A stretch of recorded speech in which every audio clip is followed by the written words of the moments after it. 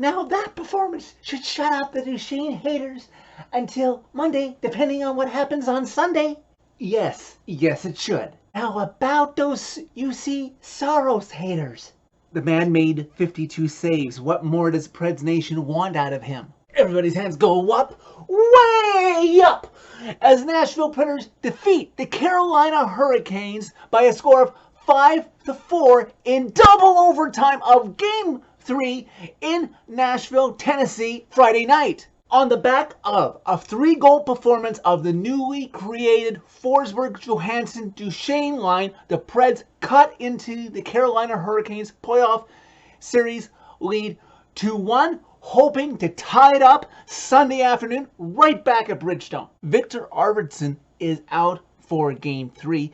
Whether this is still the lingering injury from the regular season or if the coaching staff is trying to protect him after his shaky, not so good play in the first 2 games of this series, that will wait to be seen later on. Preds have to weather a storm early in Game 3, just like they did in Game 2 with Saros, but Saros is equally up to the task and the game remains scoreless. Saros would be rewarded for that early effort as just over 4.5 minutes into the first period, Ryan Ellis from the sideboards takes a shot on net. There's Yakov Trenin in front. It looks like he tipped it, but he just provides the beautiful screen for Ellis to get the goal, and it's 1-0 Preds early. Fast forward to just over 4.5 left to go in the first period, and the Hurricanes are coming.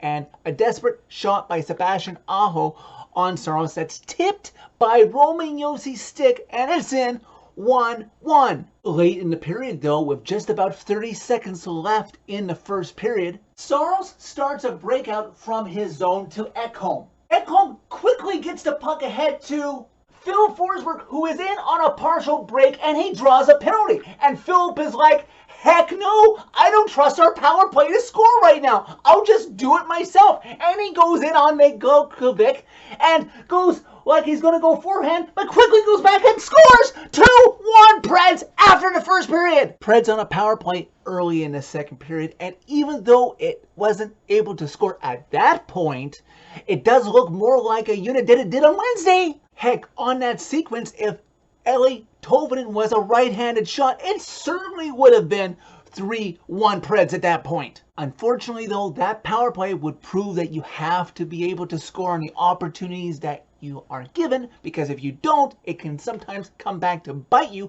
which it does, because soon after the power play, Jordan Staal gets a clear-cut breakaway on UC Saros, makes no mistake, and we're all tied again 2-2. Not a great following sequence for Ekholm, who first takes a slashing penalty on Vincent Trocheck, but to the Preds' credit, they turn into the Carolina Hurricanes from Wednesday night, and they get the majority of the chances in that sequence, shorthanded, but aren't able to score. Like I alluded to, not a great sequence during this period of time in the second for Matthias Ekholm, because right after coming out for slashing Vincent Trocheck out of the penalty box, he goes right back in there for slashing Brock McGinn. And this time the Canes make the Preds pay, as Vincent Trocheck gets a sneaky one past UC Saros that, oh my god, that puck had eyes, that you can't really blame Saros for it. It goes in off of his shoulder, and it's 3-2 Canes. Preds would get awarded a power play chance of their own a little bit later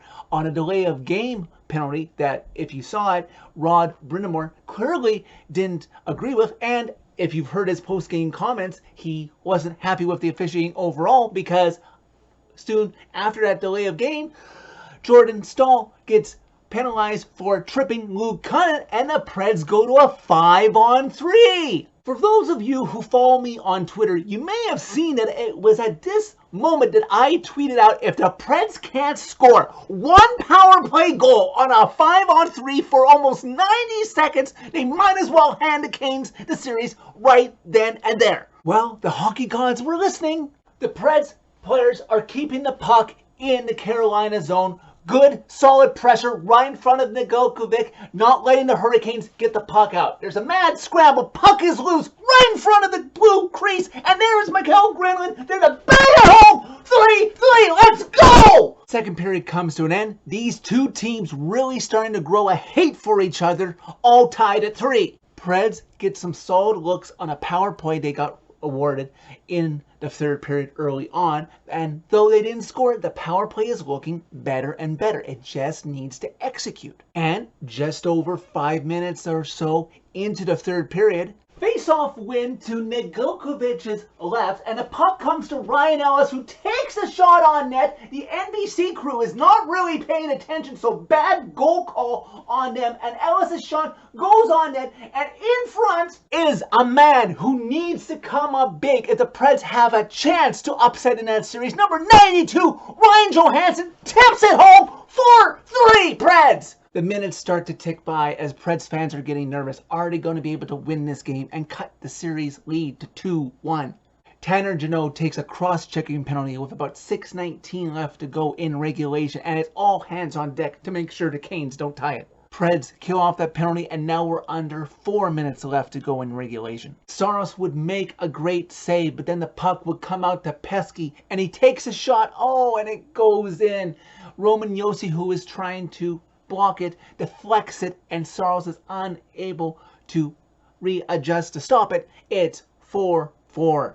Colton Sissons would get a great chance to walk it off with under a minute left to go in regulation on a 2-on-1, but is unable to score on Nedeljkovic, and we're off to overtime. In the first overtime, in the first 2 minutes, the Preds have a rush, leading to a great chance by Ryan Johansson, but Nedeljkovic is up to the task. With the odd-numbered overtime periods being the ones where your team has the long change, the Canes do appear to have the majority of the chances in this first overtime frame. As we pass the moment where this game becomes the longest overtime game in Saros' young playing career, the Preds have a great chance of about 6:45 left to go in the first overtime frame, but Nedeljkovic does not let the puck by him. Preds and Canes both have some great chances under 2 minutes to go in that first overtime, but neither can get a goal, so it's still 4-4 after 80 minutes. Early in the second overtime, it's first Grenlund who has a great chance to end it on Nedeljkovic, but he's stopped, and then soon after that, Niederreiter goes the other way, but Saros is equally up to the task. Just over 6.5 minutes into the second overtime, the Preds have a really good rush, and then Alexander Carrier joins and ends up making even a better rush, but Nedeljkovic bars the door.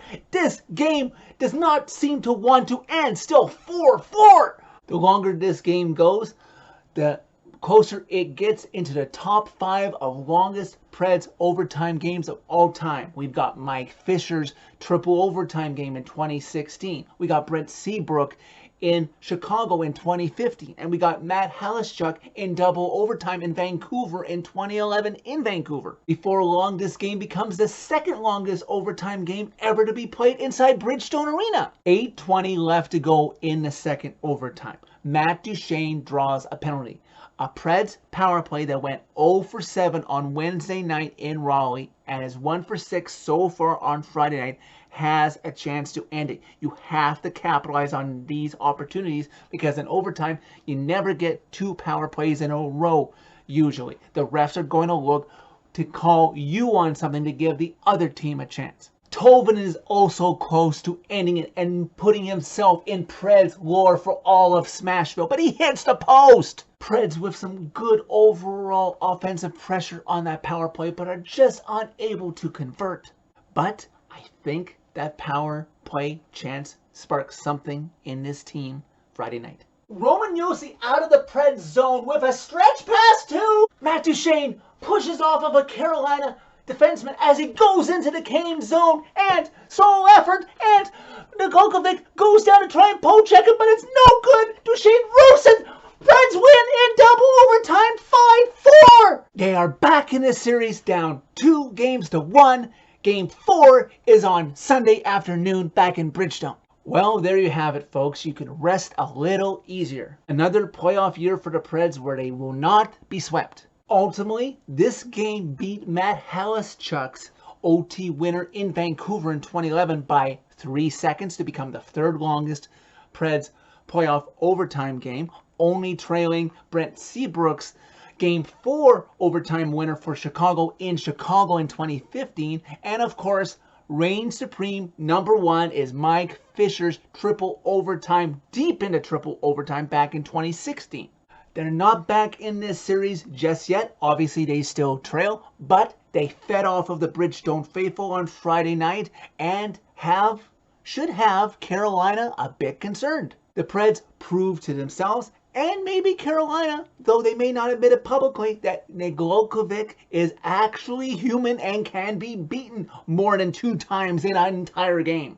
Keep up that same spirit and energy Sunday afternoon, Preds Nation. Can I add one more thing? Preds Twitter, take it easy, okay? You are not Preds Facebook. You are better than Preds Facebook. I don't need to be seeing on my Twitter feed, play Rene now, play Rene in Game 4. Saros gave everything he had to this team and the fan base in Game 2, and the Preds forwards didn't show up for him, if you have forgotten so quickly. Yeah, he let in 4 goals in this game, as Nedeljkovic let in 5 goals. I don't see Hurricanes fans saying that Nedeljkovic should be benched for Game 4, do you? Can I remind you of one thing I previously just said a few minutes ago in this video? The tying goal was not his fault. It was tipped. If it went straight in, then we could be maybe a little more critical of Saros' play in this game. If Saros struggles in Game 4 and gets down by 2 or more goals in Game 4, then we can revisit this and talk about Pecs. In the meantime, relax. At least the Nashville Predators aren't the St. Louis Blues or the Edmonton Oilers right now. So that's it for this video. Thank you very much for watching. As always, click like if you like this video. Click subscribe if you really liked it. You can find my social media as always by clicking on the channel name. Make sure to rest up for Game 4 on Sunday, Preds Nation. And remind all of your family and friends that Matt Duchene is a Pred.